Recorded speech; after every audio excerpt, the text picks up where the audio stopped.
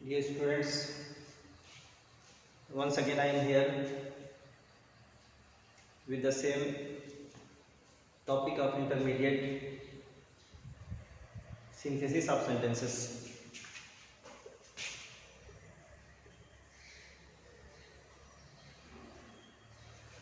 Synthesis of sentences. Okay, students, synthesis of sentences, class 12. Okay students, तकरीबन 1 week से मैं video नहीं बना पा रहा था स्टूडेंट्स। कुछ मेरे पर्सनल कुछ रीजंस थे। Okay, I am now back and ready. Okay, and I will be available and I think आपको थोड़ी तकलीफ हुई होगी, लेकिन ये कि कुछ बहुत पर्सनल मजबूरी थी, इसकी वजह से मैं जो है नहीं आ पाया था। बहरहाल आज हम देखेंगे आगे जो हमारी 2 वीडियो इससे पहले जो है सिंथेसिस ऑफ सेंटेंसेस की मैं आपको दे चुका हूँ। आज तीसरी वीडियो में हम कुछ चीज़ें जो है नई चीज़ें सीखने की कोशिश करेंगे। कोई स्टूडेंट्स आप एक बात तो बहुत क्लियर कर लीजिए पहले। बहुत सारे स्टूडेंट्स कमेंट्स बॉक्स में मुझे लिख रहे हैं कि सर इसका सिंथेसिस बनाइए, इसको कंबाइन करिए। अभी स्टूडेंट्स समझ लीजिए, अभी सभी रूल्स नहीं आए। ओके स्टूडेंट्स, जब सभी रूल्स आ जाएंगे उसके बाद आपके जो क्वेश्चन होंगे मैं उसका आंसर दूंगा। अभी आप वो चीज़ें पूछ रहे हो जो अभी नेक्स्ट उसमें आने वाला है। ओके स्टूडेंट्स, तो आप इस चीज़ को बहुत क्लियर रखिए। आपको ये चीज़ उस वक्त आ जाएगी जब पूरी चीज़ें क्लियर हो जाएंगे, सभी रूल्स क्लियर हो जाएंगे। अभी तो सिर्फ मैंने आपको एक रूल्स बताया है, वो है पार्टिसिपल। इसका तो आप सिंथेसिस ऑफ सेंटेंस को जो सिंपल सेंटेंस बना रहे हैं अभी। ओके स्टूडेंट्स, सिंपल सेंटेंस जो बना रहे हैं उसमें आपने एक रूल अभी पढ़ा है, वो कौन सा है स्टूडेंट्स? वो है पार्टिसिपल का। यानी पार्टिसिपल का प्रयोग आप किस तरह से करेंगे, ये चीज मैंने आपको बताई है। ओके स्टूडेंट्स, अब आप देखेंगे नंबर 2 है by using of nominative absolute। Okay students, by using of nominative absolute. इससे पहले बाय यूजिंग ऑफ पार्टिसिपल को यूज करके आप दो या दो से अधिक सिंपल सेंटेंस को मिला करके एक सिंपल सेंटेंस बनाते थे। अब जो रूल है नॉमिनेटिव एब्सोल्यूट का, किसका है? बाय यूजिंग मतलब प्रयोग करके, यानी किस चीज का प्रयोग करके आप बनाएंगे? नॉमिनेटिव एब्सोल्यूट का। नॉमिनेटिव एब्सोल्यूट का प्रयोग करके आप क्या करेंगे बेटा? सिंपल सेंटेंस बनाएंगे। ये नॉमिनेटिव एब्सोल्यूट होता है क्या है, ये मैं आपको लिख पा रहा हूं। जरा लिखिए नॉमिनेटिव एब्सोल्यूट क्या होता है स्टूडेंट्स। यस स्टूडेंट्स, लिखिए नॉमिनेटिव एब्सोल्यूट वाक्य में उस सब्जेक्ट को कहा जाता है। नॉमिनेटिव एब्सोल्यूट वाक्य में उस सब्जेक्ट को कहा जाता है जिसके तुरंत बाद किसी पार्टिसिपल का प्रयोग किया गया, किसी पार्टिसिपल का प्रयोग किया गया हो, किसी पार्टिसिपल का प्रयोग किया गया हो। ओके स्टूडेंट्स, किसी पार्टिसिपल का प्रयोग किया गया हो। इसका प्रयोग उस समय किया जाता है, इसका प्रयोग उस समय किया जाता है जब प्रत्येक वाक्य का सब्जेक्ट अलग अलग हो। प्रत्येक वाक्य का सब्जेक्ट अलग अलग हो और वाक्यों के बीच कारण का संबंध हो, निष्कारण पाया जाता हो। वाक्यों के बीच कारण पाया जाता हो।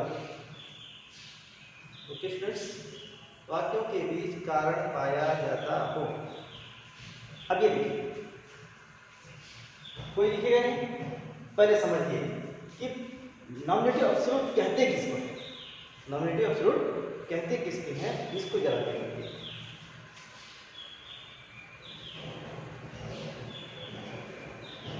The police having come, the police having come। Okay students, the police having come। यहाँ पे हैविंग कम जो है ना, ये पार्टिसिपल है।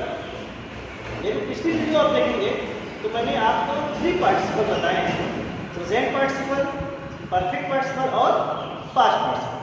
प्रेजेंट पार्टिसिपल मैंने बताया था कि वर्ब, किसी भी वर्ब में आईएनजी लगा देंगे तो प्रेजेंट पार्टिसिपल बन जाएगा।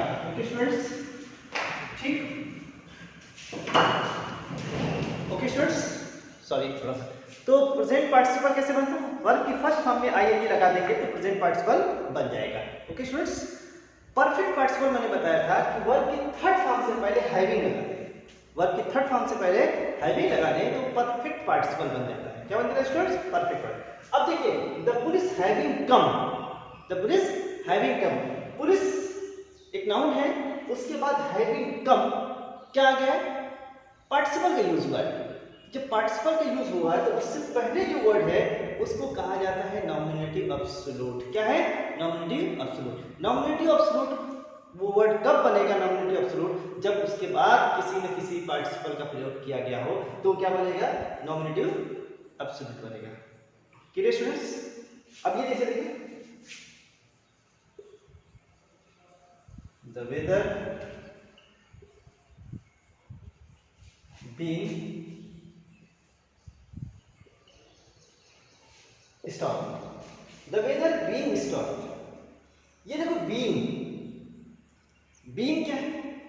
पार्टिसिपल है, प्रेजेंट पार्टिसिपल है। ओके स्टूडेंट्स, मैंने बताया था इन फॉर्म हो और उसके साथ इज, एम, आर, वाज, वर नहीं है तो या तो वो जीरंड होगा या तो प्रेजेंट पार्टिसिपल होगा।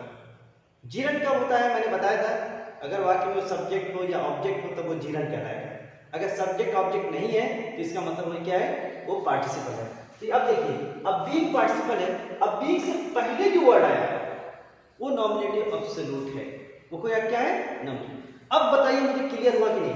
नॉमिनेटिव एब्सोल्यूट की पहचान क्या है? एक ऐसा वर्ड, एक ऐसा सब्जेक्ट, नॉमिनेटिव मतलब सब्जेक्ट, एक ऐसा सब्जेक्ट जिसके तुरंत बाद किसी पार्टिसिपल का प्रयोग कर दिया गया हो तो क्या कहलाएगा? नॉमिनेटिव एब्सोल्यूट कहलाएगा।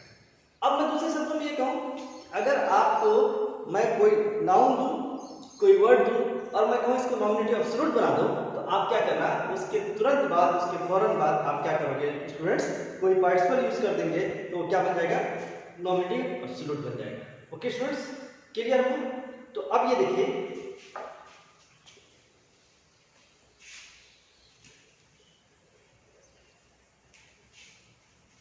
जरा ध्यान से देखेंगे। ओके स्टूडेंट्स, अब देखिए,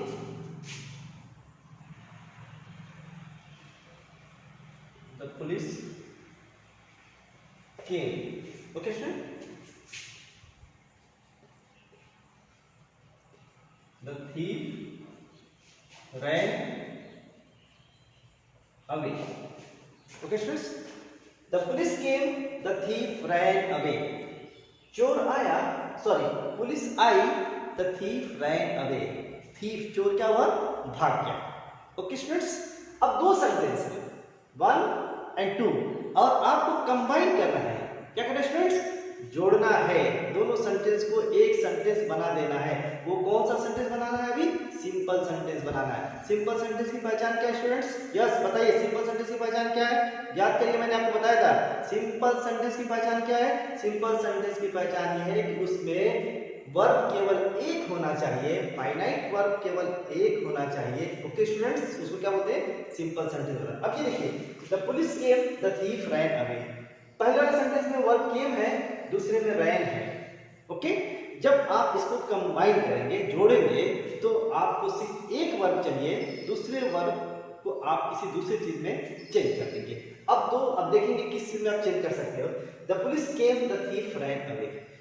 police I, the thief ran away. चोर क्या हुआ? भाग गया।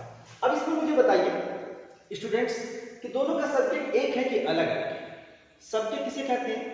जो एक्शन करता है, जो वर्ब को करता है। अब भागने का काम किसने किया? थीफ ने। तो थीफ रैन का सब्जेक्ट है। आने का काम किसने किया? पुलिस ने किया। The police is the subject of came and the thief is the subject of ran. Okay students, जो एक्शन करता है, जो वर्क को करता है, उसको क्या कहते हैं? सब्जेक्ट कहते हैं। तो पहले में सब्जेक्ट पुलिस है और दूसरे में थीफ है, यानी जो सेंटेंस मैंने दिए हैं उसके सेंटेंस के सब्जेक्ट अलग अलग हैं। एक में पुलिस है, एक में थीफ है। ओके स्टूडेंट्स, इसका मतलब क्या हुआ स्टूडेंट्स कि ये दोनों क्या है? अलग अलग है। ओके, अब ये पार्टिसिपल से तो बन नहीं सकता। पार्टिसिपल के लिए शर्त ये थी कि प्रत्येक वाक्य का सब्जेक्ट एक होना है, जो मैं पिछली वीडियो में बता चुका हूँ। फिर से उसको देख लीजिएगा, आपने लिखा होगा, उसको नोट्स में देख लीजिएगा, आपको समझ में आ गया होगा। अब यहाँ पे दोनों अलग है। अब देखिए, कारण है कि नहीं? तो कारण है कि नहीं? Why did the thief run away? Why did the thief run away? चोर क्यों भागा भाई? Because the police came, क्योंकि पुलिस क्या हुई थी? आ गई थी। विकास कारण होता है, तो पुलिस के चोर के भागने का कारण क्या था? पुलिस का आना। दैट मीन्स दोनों का कनेक्शन है। किस चीज से? कारण से। दोनों काम के बीच में कारण पाया जा रहा है। ये सेकेंड वाला काम जो किया गया है वो फर्स्ट वाले काम के होने के कारण किया गया है। इसका मतलब ये दोनों क्या है बेटा? आपस में जुड़े हुए। किस चीज से? कारण से जुड़े हुए। अब इसको करें, दोनों बातें क्लियर हो रही है, कंडीशन पूरी हो रही है, सब्जेक्ट दोनों का अलग है, कारण भी। यही मैंने लिखाया है कि जितने भी सेंटेंस आप लिख रहे हो उस सब के सब्जेक्ट अगर अलग हो और कारण पाया जाता है तो आप फौरन उसमें वो सिंपल सेंटेंस बनाने के लिए नॉमिनेटिव एब्सोल्यूट का प्रयोग कर देना स्टूडेंट्स। ओके, तो नॉमिनेटिव एब्सोल्यूट का हम क्या करेंगे? इसको प्रयोग करेंगे। अब नॉमिनेटिव एब्सोल्यूट किसको बनाएंगे? इसमें भी सब्जेक्ट है, इसमें भी सब्जेक्ट है। तो जो काम पहले होगा उसके सब्जेक्ट को नॉमिनेटिव एब्सोल्यूट बना देंगे। पहले काम तो पुलिस के में, तो पुलिस सब्जेक्ट है। अब ये सब्जेक्ट है, एब्सोल्यूट नहीं है। नॉमिनेटिव तो है लेकिन एब्सोल्यूट नहीं है। नॉमिनेटिव सब्जेक्ट होते हैं, स्टूडेंट क्लियर रखिए। अभी ये सब्जेक्ट है लेकिन एब्सोल्यूट नहीं है। अभी ये नॉमिनेटिव एब्सोल्यूट नहीं बना है। इस पुलिस को अगर मैं नॉमिनेटिव एब्सोल्यूट बनाऊंगा, उसके बाद जो वर्ब आया है उस वर्ब को मैं पार्टिसिपल में चेंज कर दूंगा, तो वो पुलिस या वो नाउन या वो वर्ड क्या बन जाएगा आपके स्टूडेंट्स? नॉमिनेटिव एब्सोल्यूट बन जाएगा। अब द पुलिस,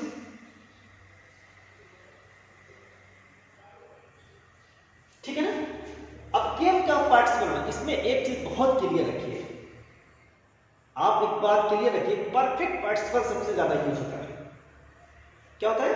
अगर verb is, am, are, was, were है तब तो प्रेजेंट पार्टिसिपल यूज होता है। बकिया कोई भी वर्ब रहेगा वो परफेक्ट पार्टिसिपल ही आपको लगाना रहेगा।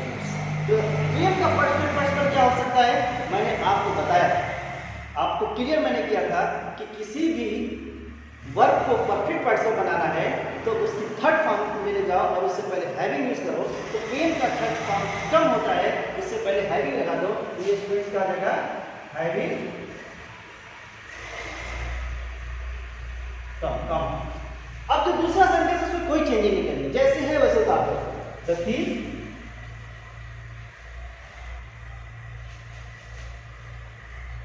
Ran away. अब देखिए ध्यान से, खूब ध्यान से देखिए।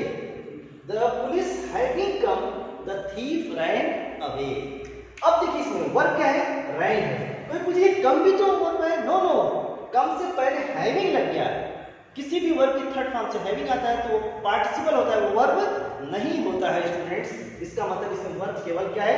रैन है। सिर्फ रैन वर्ब है, दैट मींस क्या है स्टूडेंट्स? क्लियर करिए, ये सिंपल सेंटेंस है। ओके, आप सिंपल सेंटेंस किसको बोलेंगे?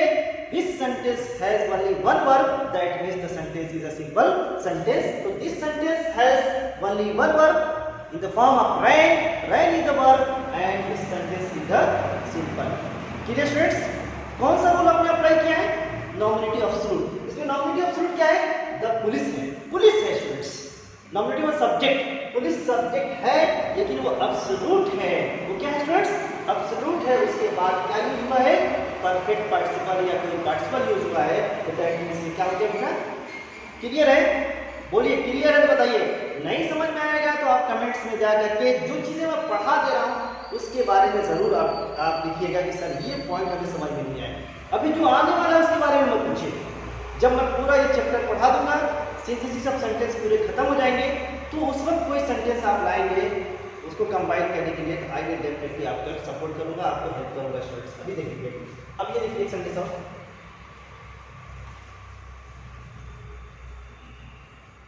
The weather was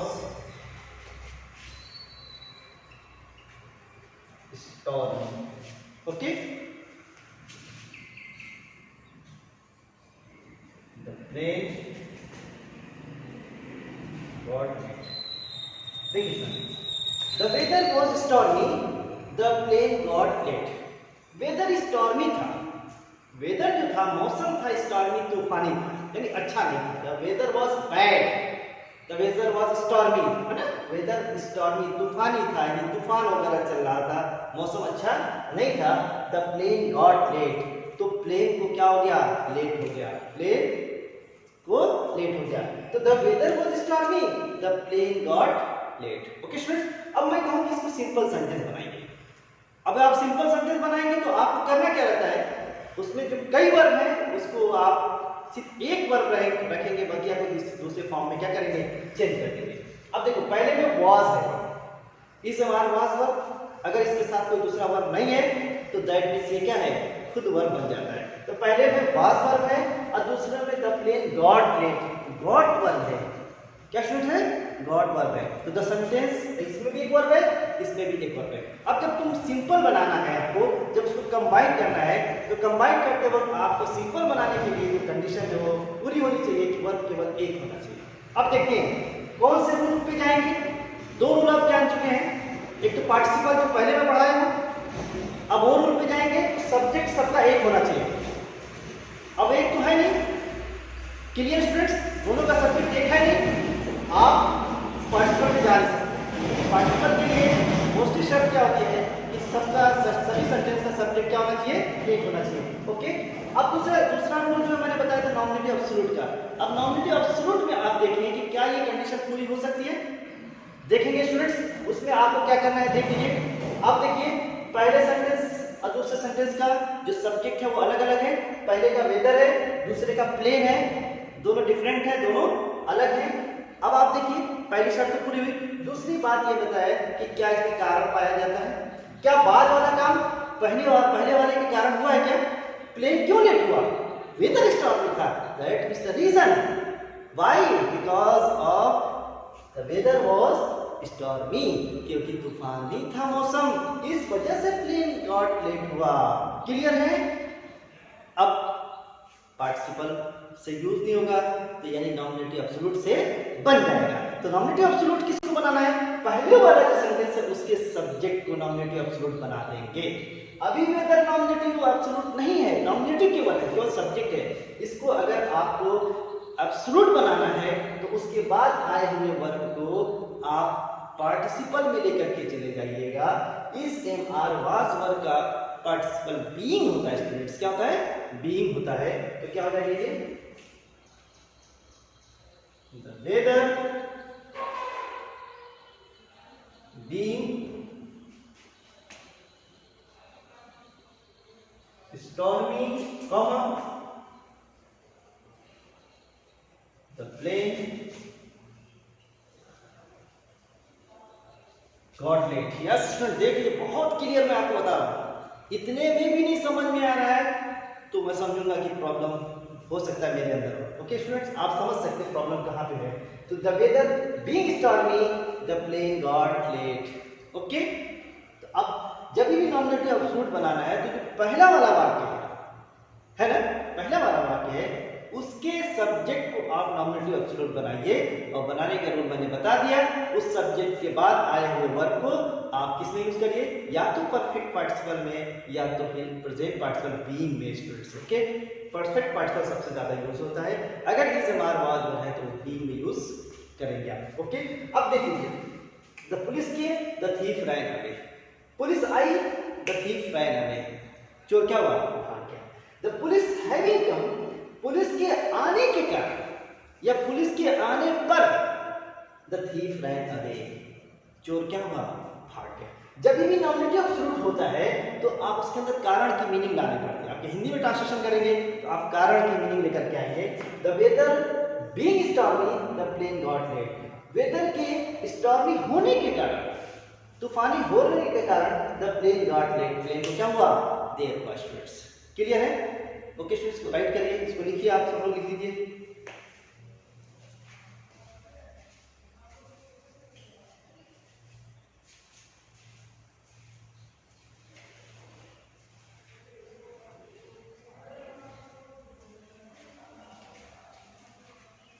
okay students,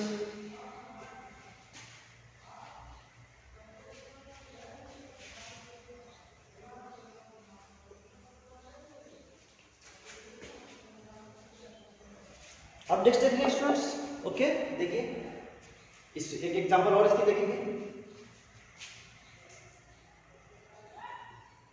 the leader was killed,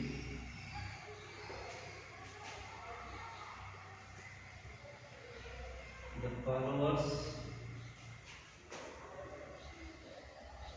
ran away।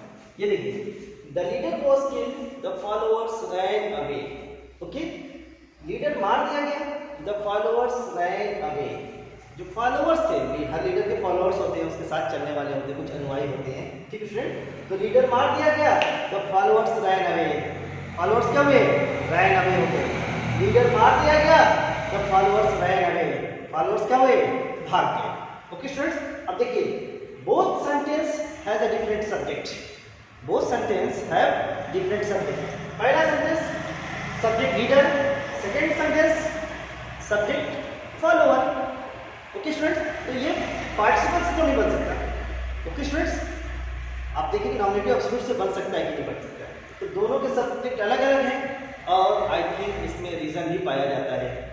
Followers क्यों भागे, क्योंकि लीडर ही मार दिया गया, जो लीड कर रहा था, जो लेके लोगों को जा रहा था, वही मार दिया गया। तो जितनी पब्लिक थी वो सब डिस्पर्स हो गई, सब क्या हुई, भाग गई। तो लोगों के भागने का कारण है कि लीडर क्या हुआ, मार दिया। ओके स्टूडेंट, अब आपको क्या करना है, जो पहले वाला सेंटेंस है उसके सब्जेक्ट को आपको क्या करना है स्टूडेंट्स, नॉमिनेटिव एब्सोल्यूट में बदल देना है। तो लीडर नॉमिनेटिव तो है लेकिन अभी एब्सोल्यूट नहीं हुआ है। इसको एब्सोल्यूट बनाने के लिए आपको कहते हैं क्या, इसको एब्सोल्यूट माने स्वतंत्र। इसको स्वतंत्र करने के लिए, इसको एब्सोल्यूट बनाने के लिए आप इसके बाद आए हुए वर्ब को किसमें बदलना है स्टूडेंट्स, पार्टिसिपल में बदल देना है। कौन सा पार्टिसिपल, मोस्ट इम्परफेक्ट पार्टिसिपल लगता है, ठीक। अब ये देखिए वर्ब क्या है, वॉज किल्ड है। ध्यान से देखिए, वॉज किल्ड है। वर्ब के बारे में हर स्टूडेंट जानता है। वर्ब अपने साथ हेल्पिंग वर्ब भी लेके आता है। कोई कोई वर्ब बगैर हेल्पिंग वर्ब के आता है और कुछ वर्ब हेल्पिंग वर्ब के साथ आते हैं। अगर पैसिव वर्ब अगर पैसिव है तो डेफिनेटली उसके साथ कोई ना कोई हेल्पिंग वर्ब जरूर रहेगा। वॉज के लिए पैसिव है, वॉज के लिए क्या है, पैसिव। यहां पे देखिए, अब मैं कहूं Ravi was sad, Ravi was sad, Ravi दुखी था। अब यहाँ पे भी वॉज है, यहाँ पे भी वॉज है। आपको कैसे पता चलेगा कि पैसिव है, कैसे पता चलेगा, याद रखिए is am are was verb या कोई और हेल्पिंग वर्ब हो। Okay students, mostly is am are was verb और उसके बाद भी वर्ब हो, थर्ड फॉर्म हो। कौन सा फॉर्म हो, थर्ड फॉर्म है, तो इसका मतलब ये पैसिव है। या वाज के बाद किल्ड थर्ड फॉर्म है तो ये पैसिव है। लेकिन यहाँ पे वाज के बाद सैड, ये सैड वर्ब नहीं है तो ये खुद वर्ब है। यहाँ पे किल्ड वर्ब है, थर्ड फॉर्म के साथ अगर is am are was verb आ रही है तो is am are was verb ये वर्ब नहीं होता है, ये हेल्पिंग होता है और वो पैसिव में होता है। क्या स्टूडेंट्स, पैसिव का। इसमें वर्ब क्या है, वाज किल्ड। क्या है स्टूडेंट्स, वाज किल्ड। अब जाहिर सी बात है अगर वर्ब पैसिव है तो पार्टिसिपल भी पैसिव होगा, पार्टिसिपल भी क्या होगा, पैसिव। अब ये देखिए, हैविंग रिटेन, हैविंग रिटेन ये परफेक्ट पार्टिसिपल है लेकिन ये एक्टिव है। क्या स्टूडेंट्स, एक्टिव है। इसको परफेक्ट पार्टिसिपल में ले जाने के लिए, इसको जो है पैसिव बनाने के लिए क्या होगा स्टूडेंट, देखिए having been written, having been written. आपको बीन लगाना पड़ेगा, पार्टिसिपल का पैसिव क्या होगा, तो आप हैविंग के बाद क्या लगा देंगे, बीन लगा देंगे, तो क्या बन जाएगा, वो पैसिव में चेंज हो जाएगा। तो वाज किल्ड पैसिव है, तो इसके बाद लीडर के बाद जो वर्ब है वो पैसिव में है, तो जो परफेक्ट पार्टिसिपल आप यूज करेंगे उसको भी पैसिव में करना पड़ेगा। इसमें वाज वर्ब नहीं है, वाज रहता तो उसको बी में तुम चेंज कर सकते थे, लेकिन पता चला कि वाज तो वर्ब नहीं, वाज तो हेल्प कर रहा है किल्ड को।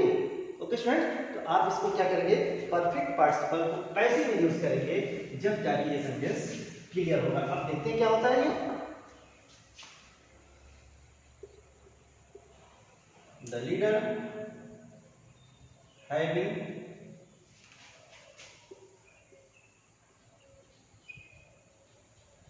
been killed,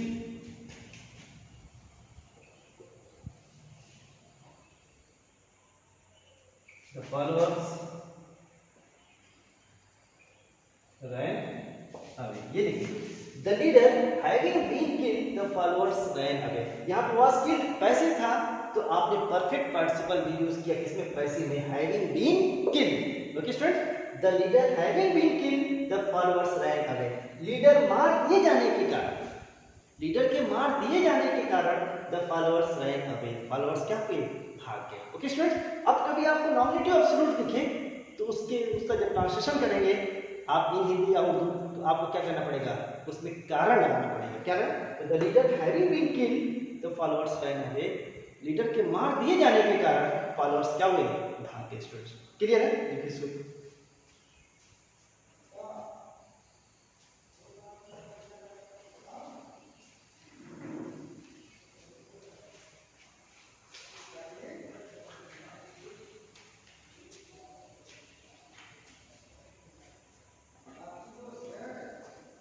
students,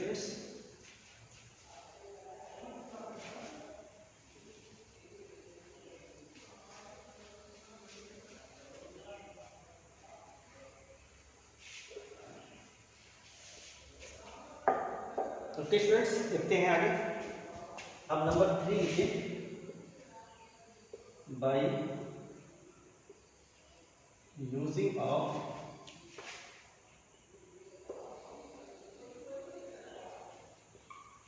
infinitive, by using of infinitive। ready है students, by using of infinitive, infinitive का प्रयोग करके। ओके स्टूडेंट्स, by using प्रयोग करके infinitive। ये 3 रूल्स, तीसरा रूल चल रहा है। पहला था by using of participle, participle का प्रयोग करके। सेकंड पे मैंने बताया है कि नॉमिनेटिव एब्सोल्यूट का प्रयोग करके।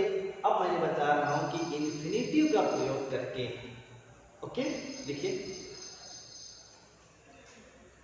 किसी भी वर्ब की फर्स्ट फॉर्म से पहले, वर्ब की फर्स्ट फॉर्म से पहले टू लगाकर, वर्ब की फर्स्ट फॉर्म से पहले टू लगाकर उसका इंफिनिटिव बनाया जाता है, उसका इंफिनिटिव बनाया जाता है। ओके स्टूडेंट्स, इसका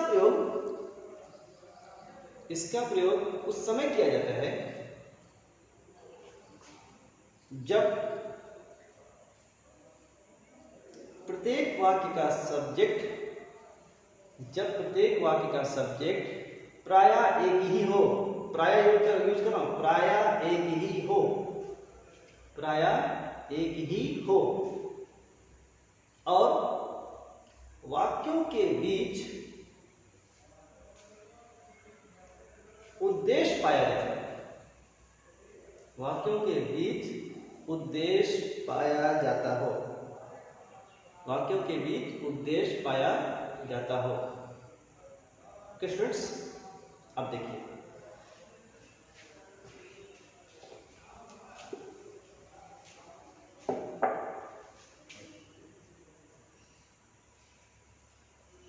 he went to market,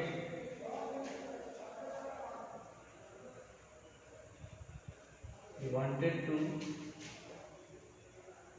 buy a book। ये देखिए, he went to market, he wanted to buy a book। he went to market, वो मार्केट गया, he wanted to buy a book, वो खरीदना चाहता था क्या? अ बुक, एक बुक। वो एक बुक खरीदना चाहता था। ही वेंट टू मार्केट, वो मार्केट गया, वो क्या? बुक खरीदना चाहता था। अब देखिए students, both sentence have the same subject, है ना? ओके स्टूडेंट, दोनों का क्या है? सेम से ही भी है, ही यहाँ पे भी है। बोथ सेंटेंस है द सेम सब्जेक्ट, एक ही सब्जेक्ट दोनों के पास है। ओके, अब देखेंगे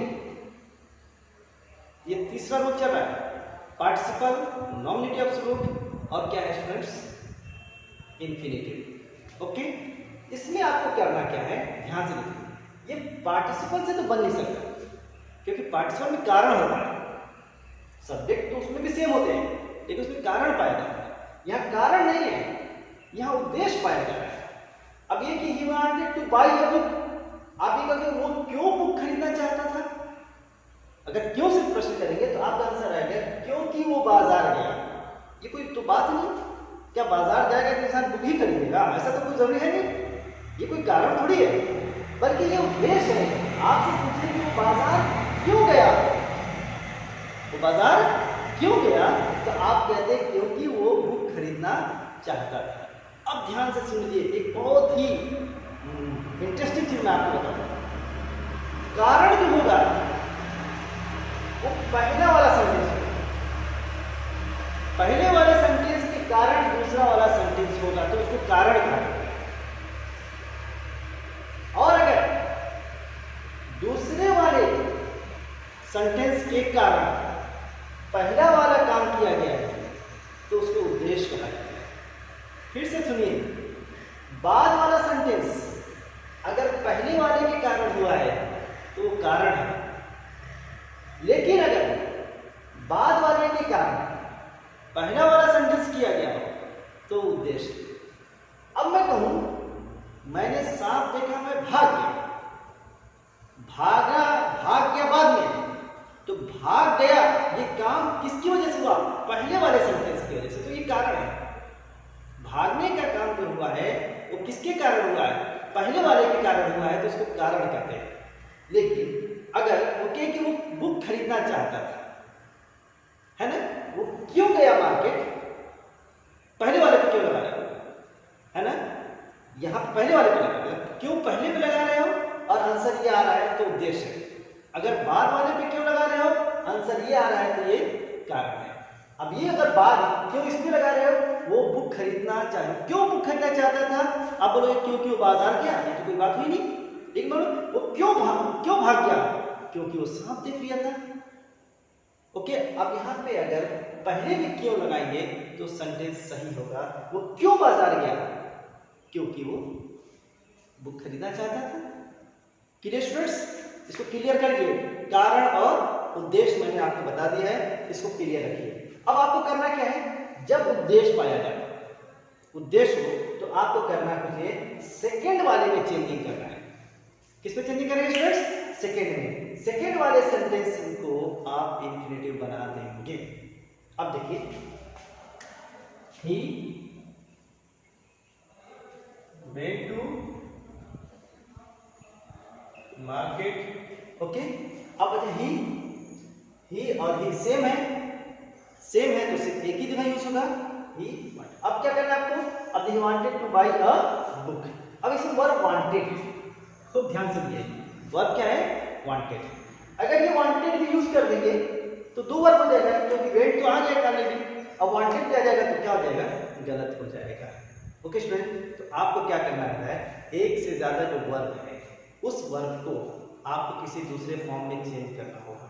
ये जरूरी नहीं कि आप किसी दूसरे फॉर्म में चेंज करें, अगर उसको हटाने से भी काम चल सकता है तो आप उसको हटा भी सकते हैं। अगर वांटेड को मैं हटा दूं, वर्ब को हटा ही दूं, मैं किसी में चेंज नहीं कर रहा हूं।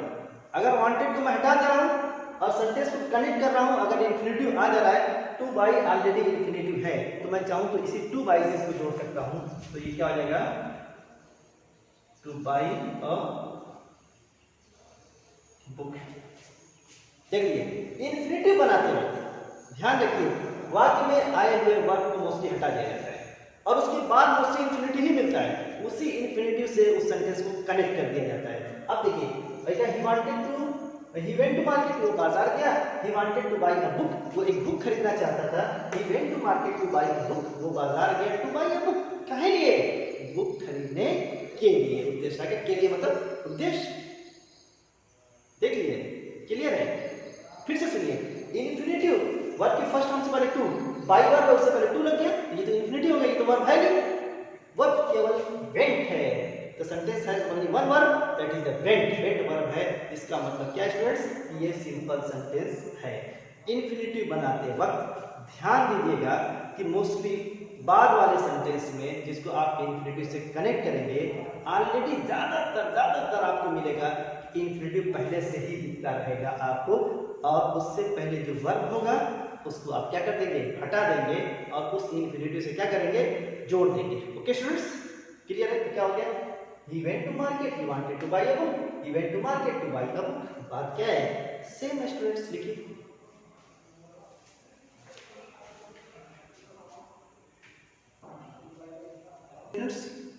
ठीक,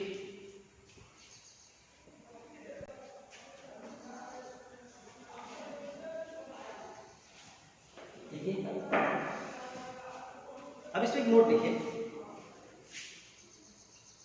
नोट। लेकिन यदि पहले वाले वाक्य में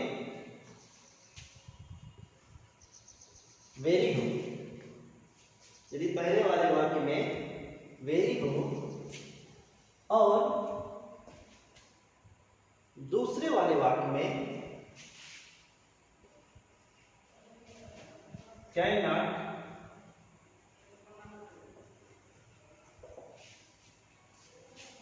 या कुड नॉट आदि हो तो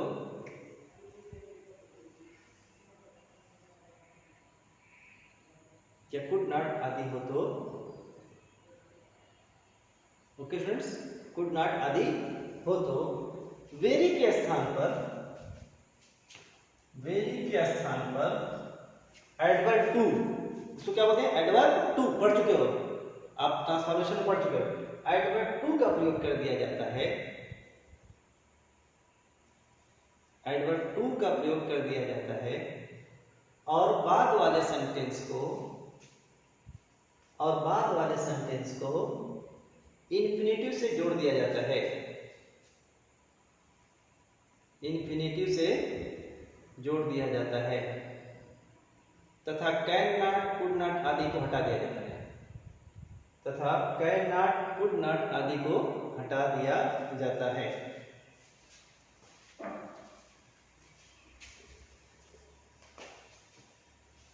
अब देखिए, she was very poor, she could not buy a book। देखिए, she was very poor, she could not buy a book। पहले वाले वाक्य में वेरी है, दूसरे में कैन नॉट, कुड नॉट है। ओके स्टूडेंट्स, तो आप इसको भी इन्फिनेटिव से ही जोड़ोगे। ओके स्टूडेंट्स, जबकि यहाँ पे उद्देश्य नहीं कारण है, जबकि इसमें मैंने नोट में लिखा है, ये नोट भी अलग रूल है। किसी भी सेंटेंस में वेरी दिख जाए और कैन नॉट या कुड नॉट ये दिख जाए, तो आप इसको भी आप इन्फिनेटिव से ही जोड़ेंगे।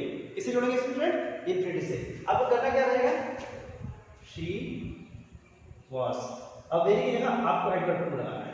क्या लगाना है? Adverb too. Too poor, okay, she और शी एक था सेम, तो अब यहाँ पे नहीं आएगा, एक जगह आ चुका है। कुड नॉट को हटा दें, अब वर्ब बाई बचा है, उसको इन्फिनिटिव बना दें, तो क्या हो जाएगा? To buy a book. She was very poor, वो बहुत गरीब थी। She could not buy a book, वो बुक नहीं खरीद सकी। She was too poor to buy a book, इसकी भी मीनिंग सेम है। मैंने ट्रांसफॉर्मेशन में भी इस चीज को क्लियर किया था। एडवर्ब टू हो और उसके बाद इन्फिनेटिव हो और नॉट नहीं है, उसका ट्रांसलेशन करेंगे तो कैन नॉट लगा, कुड नॉट लगा करके आपको करना पड़ेगा। She was too poor to buy a book, वो इतनी गरीब थी कि वो बुक नहीं खरीद सकी। ओके स्टूडेंट्स, बोलिए। तो आपको वेरी दिख जाए और कैन नॉट, कुड नॉट दिख जाए, तो आप इसको कैसे चेंज करेंगे, सिंपल सेंटेंस कैसे बनाएंगे, आप वेरी की जगह टू लगा देंगे, एडवर्ब टू लगा देंगे और दूसरे सेंटेंस को के वर्ब को कनेक्ट कर देंगे इंफिनिटी से, इसके वर्ब को क्या बना देंगे, इंफिनिटी बना देंगे। तो इसको भी क्लियर देख लीजिए।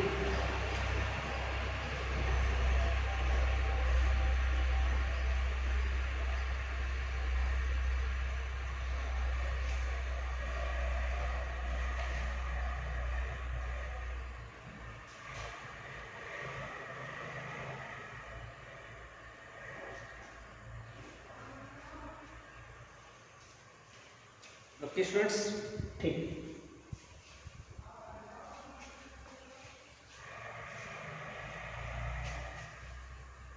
अब ये आपके 3 रूल्स क्लियर हुए, पार्टिसिपल क्लियर हुआ, नॉमिनेटिव एब्सोल्यूट क्लियर हुआ और इन्फिनेटिव क्लियर हुआ। ओके स्टूडेंट्स, ये पूरा जो मैंने बताया है इसको आप कॉपी पे नोट कर लेंगे, बना लेंगे।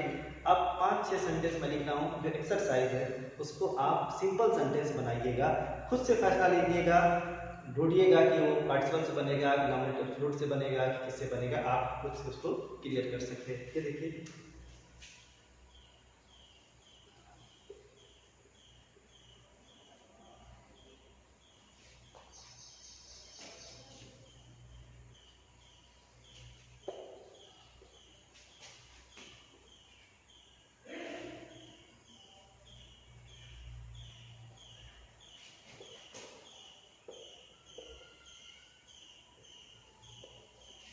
the bank was closed, I could not get money. Okay.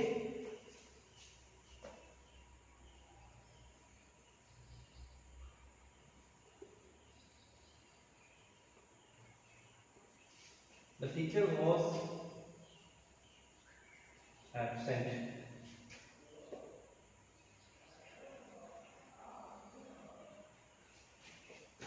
We did not study.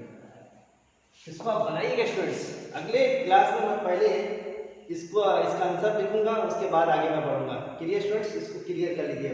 देखिए खूब मेहनत से बनाने की कोशिश करिएगा स्टूडेंट्स, ठीक है ना। She was very weak. She could not walk.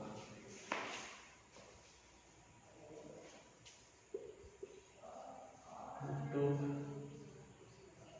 a knife. He wanted to cut an apple.